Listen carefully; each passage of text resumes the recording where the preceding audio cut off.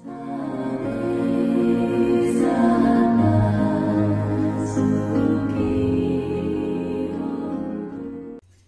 भीम, नमो बुद्धाय.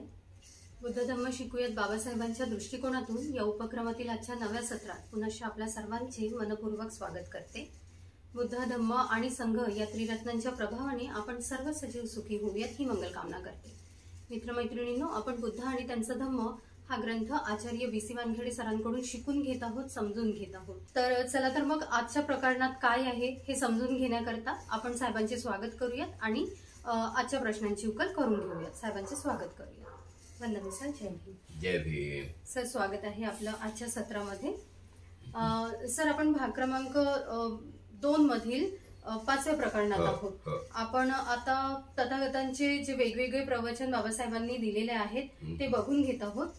इथे बाबासाहेब लिहितात की संघामध्ये तथागतांची समतेप्रती कशी व्यवहार होता. म्हणजे एवढा मोठा संघ, आज एक 10 लोकांची टीम असेल तरी पण लोकांना सांभाळता येत नाही व्यवस्थित. त्यांच्यामध्ये फुटाफूट, तुटाटूट, भरपूर प्रॉब्लेम, समस्या होतात. म्हणजे तथागतांच्या तत्वज्ञानामधून आपल्याला व्यावहारिकता सुद्धा समजून घ्यायला शिकायला मिळते. तर त्या संघाला कसं त्यांनी म्हणजे समतेमध्ये ठेवलेलं आहे, तर आम्ही या प्रकरणामधून समजून सांगावं ही विनंती करते. समता आणि समान व्यवहाराचे समर्थन, म्हणजे समता ज्याला म्हणते. आज जे विषमता सगळीकडे आपल्याला दिसते. खंड क्रमांक 1 त्यातील भागामध्ये आपण पाहिलेलं आहे की जेव्हा बुद्ध झाले तेव्हा त्यांनी आपले विचार सगळ्यांना लावून पाहिले. म्हणून ब्राह्मण्यामध्ये जर त्यांनी पाहिलं, ब्राह्मण, क्षत्रिय, वैश्य आणि शूद्र हे कसे एकामेकाला म्हणजे खालचे वरचे करत होते. ब्राह्मणच तो क्षत्रिय होऊ शकत नाही आणि शूद्रच हा कधी तो ब्राह्मण होऊ शकत नाही. अशा प्रकारे असमानता हे बुद्धाने जेव्हा आपला संघ स्थापन केला तेव्हा आपल्या संघाप्रती त्याची समानता कशी होती. म्हणजे बुद्धाने जरी स्वतः तो संघ स्थापन केला तरी त्या संघाप्रती आपली समानता कशी होती याचं प्रत्यक्ष उदाहरण म्हणजे घडलेल्या गोष्टी त्या काळातल्या बुद्धांच्या वेळेस त्यांनी समता कशी व्यवहार केला हा हे प्रकरण आहे तथागतांनी. आणि हे प्रकरण विनय पिटक महावग्गोमध्ये आलेलं आहे. विनय पिटकामध्ये आहे कारण नियम म्हटले की ते कुठे येतील, विनय पिटकातच येतील. विनय पिटकाचं महावग्ग नावाचं प्रकरण त्याच्यामध्ये आलेलं आहे. तथागतांनी भिक्खू संघासाठी जितके नियम तयार केले होते त्यात त्यांनी स्वखुशीने स्वीकार केला होता. म्हणजे ज्यांनी नियम केले त्यांनी, आणि ते नियम संघासाठी तर आहेच आहे पण स्वतःसाठी देखील त्यांनी काय केले होते, मान्य केले होते. आणि ते आपणालाही बंधनकारक मानले होते. म्हणजे मला देखील काय आहे, ते बंधनकारक आहे. आपण संघाचे प्रमुख आहोत आणि आपल्यावरील असीम प्रेमाने आणि आदराने नियम पालनाबाबत आपणास सहज सवलती मिळू शकतील. अशी परिस्थिती असतानाही तथागतांनी काही खास सवलती किंवा नियम विमुक्ती हक्काने उपभोगिल्या नाहीत. या संघामध्ये त्यांनी जेव्हा नियम केले आणि मी संघाचा प्रमुखही जरी असेल, मी जरी संघ निर्माण केला असेल, मी जर जे नियम केले असेल ते मी स्वखुशीने पाळलेच पाहिजे. आणि मला सहज जरी ते नियम न पाळता कोणी काही म्हणणार नाही अशी परिस्थिती येत असली तरी मात्र अशा परिस्थितीतही तो नियम माझ्यासाठी जेवढा संघासाठी लागू आहे तेवढा माझ्यासाठी सारखाच नियम लागू राहील असं ते खास बुद्धाने म्हटलेलं आहे. भिक्खू दिवसातून फक्त एकदाच अन्न प्राशन करतात. हा भिक्खू वर्गासाठी केलेला नियम तथागतांनीही स्वीकृत केला आणि त्यांचे पालनही केले. आलाय नाही तर म्हणजे नियम केला की भिक्खूने एकच वेळा जेवायला पाहिजे. नियम आहे तो विनय पिटकामध्ये, महावग्गामध्ये. आणि नियम असल्यानंतर ती तथागताने म्हटलं असतं की नाही मला संध्याकाळी ते मला ते हे बिमारी आहे, जरा मी बिमार आहे, मला आता ते गोड बिमारी, साखऱ्या बिमारी झाली आहे, मधुमेहाची किंवा ते डायबिटीसची असे म्हणतात ना लोक. नाही ते बिमारी आहे त्याच्यामुळे मला जेवाच लागते. अनेक लोक डब्बे घेऊन आपला कारभार करतात. बुवा मला त्याच्याबद्दल काही म्हणायचं नाही, पण तथागताने स्वतः देखील तो नियम पाळला हे मला म्हणायचं आहे. नियम बुद्धा स्वतः देखील ते पाळायला तयार आहे, मग आता का नाही. पाळलाच पाहिजे. म्हणून सत्य हे कडू लागते, सत्य हे कडू लागते. आपण मागच्या प्रकरणात वाचलं, पण गोड असते. सत्य कडू जरी लागत असलं तरी गोड असते. त्याच्यानंतर भिक्खू काही खाजगी मालमत्ता, भिक्खू जवळ काही खाजगी मालमत्ता असता कामा नये हा नियमही तथागतांनी स्वीकृत केला आणि त्याचे पालनही केले. नाही पाहिजे म्हणते खाजगी मालमत्ता. किती खाजगी मालमत्ता? आपल्या स्वतःच्या नावाने काही जागा करून घेत आहेत, आपल्या नावाने ते काही विहार करीत आहेत, आपल्या नावाने काही काही अमुक अमुक गोष्टी घेत आहेत. कशासाठी ह्या सगळ्या गोष्टी? नियम आहे ना हा महाउद्यामध्ये, मग आपण पाळावा. बुद्ध तर म्हणजे असं विनय पिटकात असं आलेलं आहे, भिक्खूंनी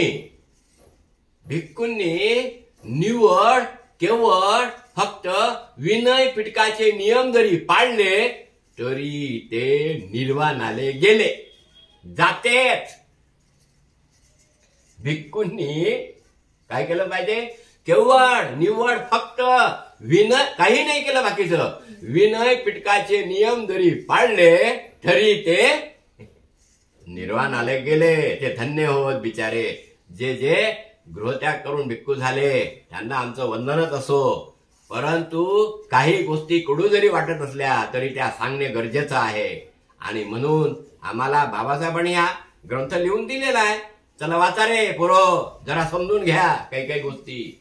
म्हणून आम्हाला हे काही गोष्टी महाउद्ग नियम, हे तर मी पहिलेच म्हटलेलं आहे की बुद्ध आणि त्याचा धम्म हे दुसरं तिसरं काही नसून त्रिपिटकाची प्रस्तावनाच आहे. यामध्ये सगळं त्रिपिटक कुठे कुठे काय काय आहे, कुठून कुठून मी घेतलेलं आहे, सगळं यामध्ये बाबासाहेबांनी दिलेलं आहे. ते दुसऱ्या नंबरचं पुस्तक लिहिलेलं आहे ना, आपण पाहिलेलं आहे. म्हणजे बुद्ध आणि त्याचा धम्म तो इंग्रजीमध्ये आहे, त्याला सप्लिमेंटरी म्हणतात. त्यामध्ये हे सगळं प्रकरण आलेले आहे. कोणतं प्रकरण कुठून मी घेतलेलं आहे त्रिपिटकातून याची जाणीव बाबासाहेबांनी करून दिलेली आहे. म्हणून हे सगळं त्रिपिटक आम्हाला वाचायला भेटतं. त्याप्रमाणे मग माहिती मिळतं की महाउद्गात काय आहे, विनय पिटकात काय आहे, हे सगळं अभिधम्म पिटकात काय आहे, कोणत्या पिटकात कोणती गोष्ट आलेली आहे. हे या ग्रंथामुळे आम्हाला तिकडे आमचं लक्ष गेलं. नाहीतर कसं ते त्रिपिटक एवढं मोठं कसं काय वाचायचं? डायरेक्ट बाबासाहेब म्हणतात की एवढं मोठं त्रिपिटक वाचताना एका माणसाला अशक्य गोष्ट आहे जीवनामध्ये एका याच्यात. म्हणून मला एक लहानचा बायबल सारखा ग्रंथ तुम्हाला द्यायचा आहे, होतो हा बायबल. आणि म्हणून यामध्ये असं म्हणतात की भिक्खूपाशी फक्त 3 चिवरे असली पाहिजे. हा नियमही सर्व भिक्खूप्रमाणे तथागतांनी स्वीकृत केला आणि त्याचं पालनही केलं. बघा आता बघा बरं किती प्रत्येकाने विचार करावा. खरंच मी ज्या आमचे पूज्य म्हणते जे आहे त्यांना बोलावतो, त्यांच्याजवळ किती चिवर आहे विचारा त्यांना. म्हणजे सगळे नियम धाब्यावरच आहेत, सगळे नियम धाब्यावरच आहेत. म्हणून या सगळ्या गोष्टी प्रॉब्लेम येऊन राहिला. एकदा तथागत बुद्ध शाक्य देशात कपिलवस्तूमधील निग्रोधाराम वाटिकेत विहार करीत होते. त्यावेळी तथागताची मावशी प्रजापती गौतमी स्वतःच्या हाताने कातलेली व विणलेली नवीन वस्त्र जोडी घेऊन आली व तिचा स्वीकार करण्याची प्रजापती गौतमींना तथागतांना विनंती केली. तथागतांनी त्यांना सांगितले, प्रजापती ती संघाला अर्पण कर. ठीक आहे, कर तू संघाला अर्पण कर. त्यांनी दुसऱ्यांदा आणि तिसऱ्यांदा पुन्हा तशी विनंती केली आणि त्यांना तेच उत्तर मिळाले. नंतर आनंदाने आग्रह केला, तथागत प्रजापती गौतमींनी आणलेल्या वस्त्राचा आपण स्वीकार करावा. मातेने आपल्या मातेच्या निधनानंतर प्रजापती गौतमीनेच दाई आणि माता होऊन आपली फार सेवा केली होती, पण वस्त्र संघालाच अर्पण करण्यात यावी हा आपला आग्रह तथागतांनी सोडलाच नाही.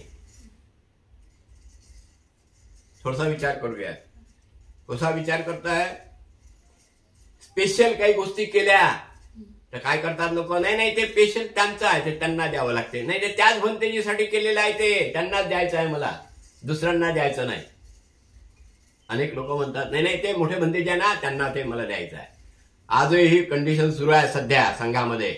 पण बुद्धाने त्यावेळेस मनाई केली आणि काय म्हटलं, हे पहिले कोणाला अर्पण कर, संघाला अर्पण कर, संघ मग त्याच्यावर निर्णय घेईल. म्हणूनच पहिल्या प्रकरणात पाहिला आपण त्याच्यासाठी सत्य स्वादिष्ट आहे. सत्य काय आहे? स्वादिष्ट आहे आणि हे सत्य आपण स्वीकारलं पाहिजे. अनेक काही लोकांना हे बोलल्यानंतर काही लोकांचे काय होतील, मनाला ते दुःख असं वाटेल, परंतु नंतर मग नाही सत्य बोलला बा तो माणूस असं पण आपल्याला वाटेल. बरोबर, सत्याला स्वीकारलंच पाहिजे. प्रारंभी भिक्खू संघाचा असा नियम होता की भिक्खूची वस्त्रे उकिरड्यावर पडलेल्या चिंध्यामधून तयार करण्यात यावी. धनिक श्रीमंतवर्गीय लोकांना संघाचे सदस्य होण्यापासून परावृत्त करता येईल म्हणून हा नियम केला होता. एकदा जीवकाने नव्या कापडाचे तयार केलेले चिवर स्वीकारण्याचा तथागतांना आग्रह केला. जेव्हा तथागतांनी त्या चिवराचा स्वीकार केला तेव्हा तथागतांनी मूळ नियमात तसा बदल केला आणि भिक्खूंनाही तशी सवलत जाहीर केली. जीवक माहित आहे आपल्याला, जीवक हा राजवैद्य होता. या राजवैद्यानं स्वतःच्या हातानंच नवीन कपड्याचं एक चिवर तयार केलं बुद्धांसाठी आणि बुद्धांना असा आग्रह धरला की तथागता तुम्ही हे आमचं चिवर स्वीकारलं पाहिजे. तेव्हा तथागतांनी ते चिवर स्वीकारलं. जसं ते चिवर स्वीकारलं तसंच नियमामध्ये म्हणजे विनय पिटकात फेरफार केला. कसा फेरफार केला की सगळ्या भिक्खूंनाही देखील नवीन चिवर स्वीकारण्यात हरकत, म्हणजे इतकी समता होती बुद्धाजवळ. बरोबर लक्ष द्या, किती मोठी समता होती की मी जरी संघ स्थापन केला तर संघातले जेवढे काही लोक आहेत ते आणि मी या समतेसाठी सारखे आहोत, म्हणून मी समता स्थापन करण्याचा प्रयत्न करीन. बाबासाहेबांना डायरेक्ट हेच देऊन दिली, प्रतिज्ञा दिली 22 प्रतिज्ञेमध्ये. म्हणून 22 प्रतिज्ञा काहीच लोकांना नको आहे म्हणून श्रद्धा कमी झाली आपल्या लोकांची बाबासाहेबाबद्दल. 22 प्रतिज्ञेत धम्म आहे. मी समता स्थापन करण्याचा प्रयत्न करून कुठून घेतलं, इथूनच घेतलं, महावगामधून, त्रिपीठ विनय पिटकाच्या महावगामधूनच घेतलं. समता स्थापन करण्याचा प्रयत्न करीन. पण भिक्खूसाठी सगळे नियम जे स्वतःसाठी पाडायचे ते सगळ्यांसाठी पाडायचे हे देखील बुद्धाने मान्य केलं. तेव्हा हा विषय आपण इथंच थांबूया. साधू साधू साधू, धन्यवाद सर. फारच सुंदर पद्धतीने सरांनी समजून सांगितलेलं आहे. विनय पिटकातील भिक्खूंकरता सुद्धा विनय आणि समता कशी स्थापित होते तर तथागतांनी जे नियम स्वतः अंगीकारले तेच त्यांच्यावरती भिक्खू संघावरती नियम दिलेले आहे, भिक्खू संघाला दिलेले आहेत. म्हणजे स्वतःही आचरण केलं आहे त्यांनी आणि भिक्खू संघालाही दिलेले आहेत तेच नियम. तर पुढील सत्रात पुढील प्रकरणात भेटूयात आपण. सर्वांचे मंगल हो, कल्याण. सर्वांना जय भीम. जय भीम. जय भीम.